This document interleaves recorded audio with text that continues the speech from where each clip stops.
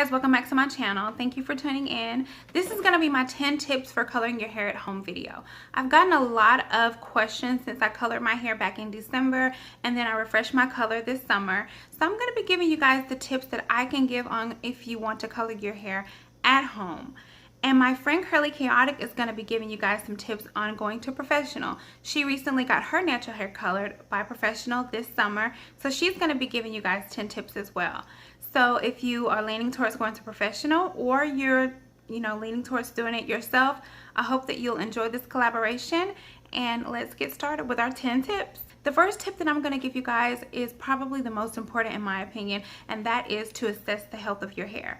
Because if your hair is not healthy enough to color, then you probably want to wait until you get it in a healthier enough state, or you might want to just go to a professional and get their advice.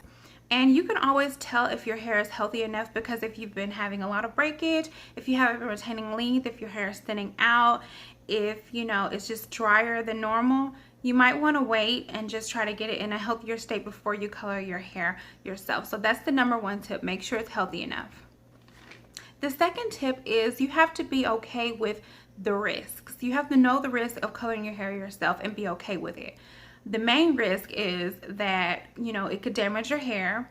And the other risk is you might not get the color that you are, dreaming about in your head, or the color that you envision. Because that type of color, specific, precise coloring, usually takes a professional. But if you're more of like a wild card like I am, and you don't mind, the outcome of your hair color, then you will probably be okay with coloring your hair yourself. So you just kind of have to know the risks and understand that doing it yourself comes with the risk of, if it comes out bad, it's going to be your fault. You don't have anyone to go back to fix it. So you want to make sure that you understand that before you color your hair yourself at home. Okay, the third tip, after you've decided that your hair is healthy enough and after gone over the risks, you want to pick the shade, whether you're going to go lighter or darker. And this is important because if you're going to go lighter, that is more of a risk. If you're going to go darker, a lot of times, in my opinion, that's a little bit easier because I did color my hair darker when I was relaxed, and it was basically semi-permanent, one step, always really easy. But if you're going to go lighter, you kind of have to, there's other things involved because your hair is going to be lifted. There's going to be, more chemicals involved. So that's very, very important. Okay, so after you decide that, tip number 4 is to research and find the right brand of color for you. My thing is, I wanted to make sure I do a color that's formulated for women of color, or black women, or women with natural hair like me.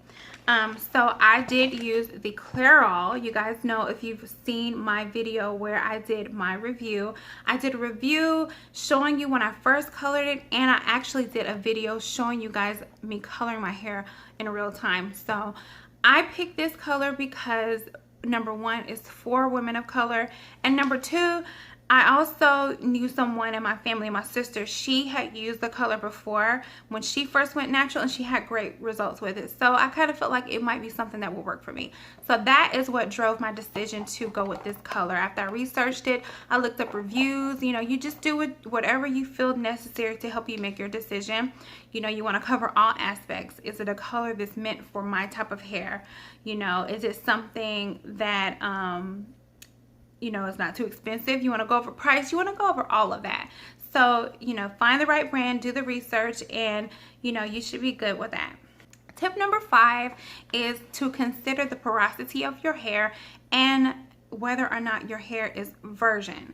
So porosity is one of those topics that can get a little confusing, and I encourage you to research it, look it up so that you understand, do porosity tests, find out whether your hair is low porosity or high porosity. And this just basically in a nutshell means that your hair will absorb and take color either faster or slower, easier or more difficult. So you kind of have to know that to kind of help you and guide you in your decision. I'm not going to get into it because that will take a long time, and I just want to stay with the tips, but definitely look up porosity and research that.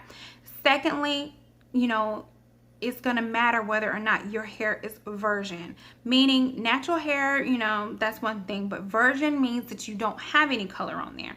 It's just your natural color, and that is going to help you to understand whether or not you might get something close to the results that you're looking for, especially if your hair is going to a lighter shade. If you're going to darker, that's usually a little bit easier, and that's just my opinion.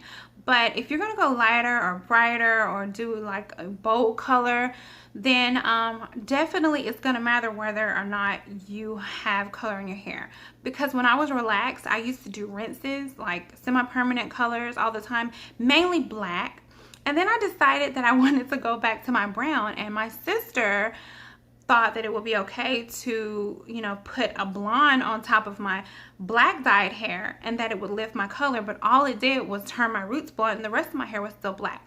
So in that type of a situation, you want to go to a professional, because you know, they have to lift that color that you already have in your hair out of your hair before they put another color in it. And that can be tricky. There are ways to do it at home. I have seen videos on it, but I wouldn't recommend that. I think if you already have color in your hair and you want to change it to a lighter color, this might be the time to stop and find a stylist and, you know, go to them. The next tip, number 6, is to prepare your hair. You want to make sure that you start treating your hair weeks ahead. That's what I did. I did a little bit of extra TLC to my hair, extra tender loving care. I made sure I did more protein treatments, more deep conditioning. I try not to style it, manipulate it too much, because I knew I was getting ready to put color on it and I wanted it to be in like tip-top shape for the color. So for me, this is kind of like an insurance kind of thing. You want to just prep it. And before I colored my hair, the day before, I did that mayonnaise deep conditioning treatment. And I felt like that gave me more, you know, a nicer, more stronger palette to work with before I colored my hair, just kind of like as an insurance to make sure that, you know, I don't get damage. And that is something that is important to me. So definitely prepare your hair beforehand. Start preparing it, start taking extra care of it before you get ready to color it. Okay, so number 7, you finally decided you're going to color your hair. You've picked out the color. You've been treating your hair, you know, doing extra things to it. You've done your research. It's healthy enough.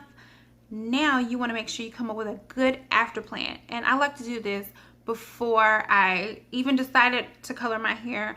I sat down and I wrote out, okay, this is what I'm going to do after I color my hair. I'm going to make sure that I'm doing deep conditioning treatments every week, you know, hot oil treatment. You can do protein treatments, but you want to have yourself on a little schedule. And I'm not big on regimens, but after I colored my hair, I decided to make sure that I was going to be doing these things regularly. Protein treatments, deep conditioning treatments, making sure that I'm using some really good sealants in my hair. And that is just kind of like to help you along the way, so that you're not just blowing in the wind after you color your hair. You're just here or there, you're doing this and that. If you have a plan in place to make sure that you give your hair what it needs, extra moisture, extra protein, then you're going to be in a better, you know, situation, and you might have better results. Your hair is going to grow better. It'll be healthier with the color if you have a plan, and a plan is always good to have.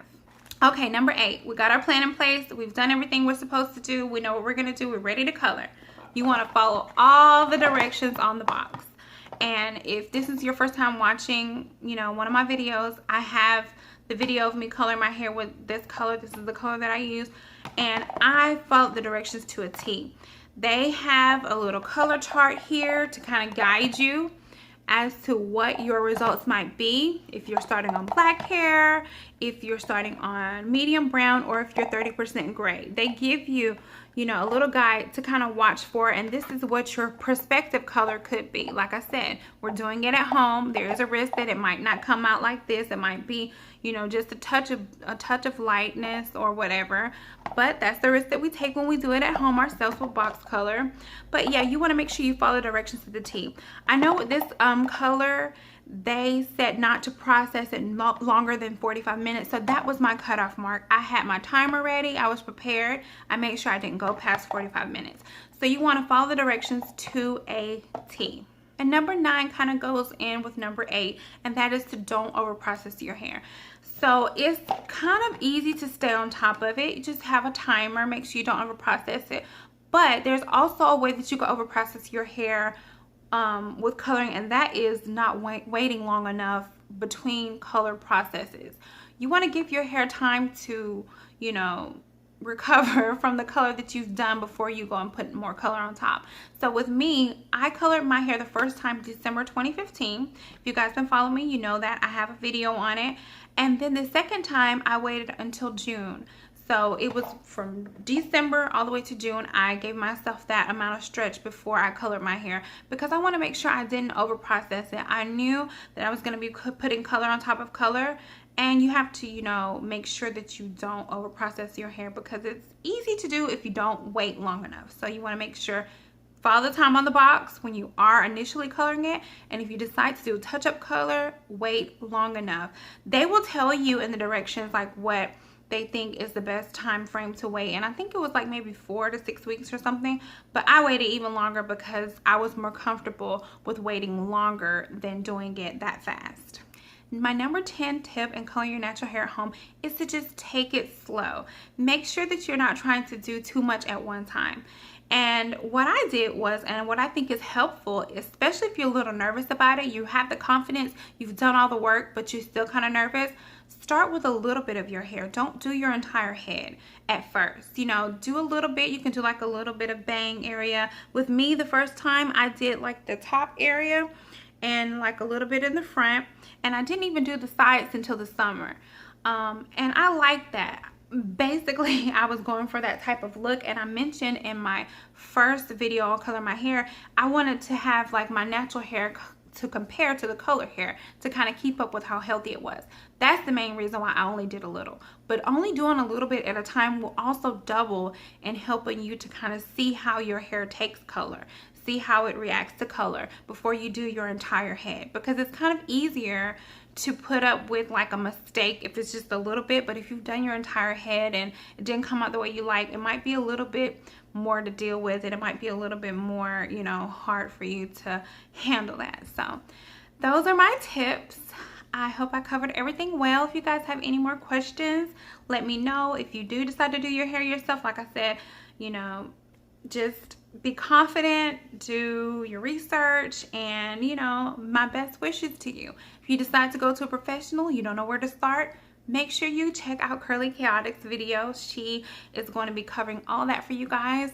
Thank you so much for watching. I hope you enjoyed this collab. If you want to see more collab videos, let me know, and I'll see you guys in the next video. Bye.